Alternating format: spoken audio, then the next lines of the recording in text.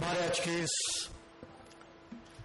कार्यक्रम के प्रमुख अतिथि हम सभी के नेता आदरणीय वरुण गांधी जी, मुंबई भारतीय जनता पार्टी के अध्यक्ष एडवोकेट राजकीय पुरोहित जी, मुंबई भारतीय जनता पार्टी के इस आईटी सेल के पीछे की सही प्रेरणा जो है ऐसी पूनम महाजन,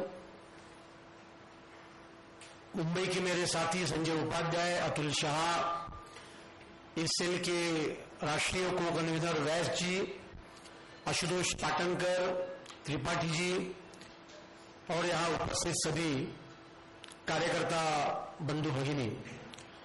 सबसे प्रथम तो मुंबई भारतीय जनता पार्टी के आईटी सेल ने आज एक सराहनीय कार्यक्रम यहां आयोजित किया। इसके लिए मुंबई भारतीय जनता पार्टी की आईटी सेल के संयोजक और को कन्वीनर और उनके सभी साथियों को मैं बहुत बहुत बधाई देना चाहता हूं, उनका बहुत बहुत अभिनंदन करना चाहता हूं। व्यास जी ने विस्तार में आईटी सेल, संवाद सेल क्या काम करता है इसके बारे में बताया। मुंबई के आईटी सेल के इंचार्ज त्रिपाठी जी ने भी अपने भाषण में बताया। लेकिन मुंबई भारतीय जनता पार्टी मेरे ख्याल से पूरे भारतीय जनता पार्टी का एकमेव इकाई होगी कि जिन्होंने महापालिका चुनाव के पहले मुंबई के सभी कार्यकर्ताओं के लिए आईटी सेवी होने की दृष्टि से लगभग 4 घंटे का एक अभ्यास वर्ग आयोजित किया था। इतना ही नहीं तो मुंबई भारतीय जनता पार्टी का फेसबुक का पेज, इसका प्रचार होने के दृष्टिकोण से हमने अलग अलग योजना भी अमल में लाई थी और महापालिका चुनाव के नतीजे आने के बाद मैं ये पूरे विश्वास से कहना चाहूंगा कि मुंबई भारतीय जनता पार्टी को भारी यश इस महापालिका चुनाव में मिला, उसमें सभी कार्यकर्ताओं का श्रेय है। वैसे इस मुंबई के आईटी सेल का भी बहुत बड़ा श्रेय है, ये कहते हुए मुझे बहुत आनंद हो रहा है। फेसबुक है, इंटरनेट है, इसके बारे में बहुत कुछ कहने का ये मेरे लिए अवसर नहीं, क्योंकि हम सभी वरुण जी, पूनम जी का भाषण सुनने के लिए उत्सुक है। लेकिन ये एक ऐसा माध्यम है कि जो माध्यम समाज के सभी वर्गों को तोड़कर, देश की सीमाएं तोड़कर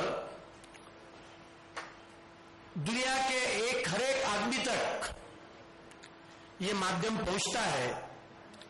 और जब ये माध्यम पहुंचता है एक आदमी से लेकर दूसरे आदमी तक, तब उसकी जात, वर्ग, प्रांत, भाषा, देश, उसका विचार ये न सोचते हुए हर एक आदमी को दूसरे आदमी को जोड़ने का कोई माध्यम होगा तो आज की इस दुनिया में इंटरनेट, फेसबुक ऐसे माध्यम ये आज की दुनिया में है।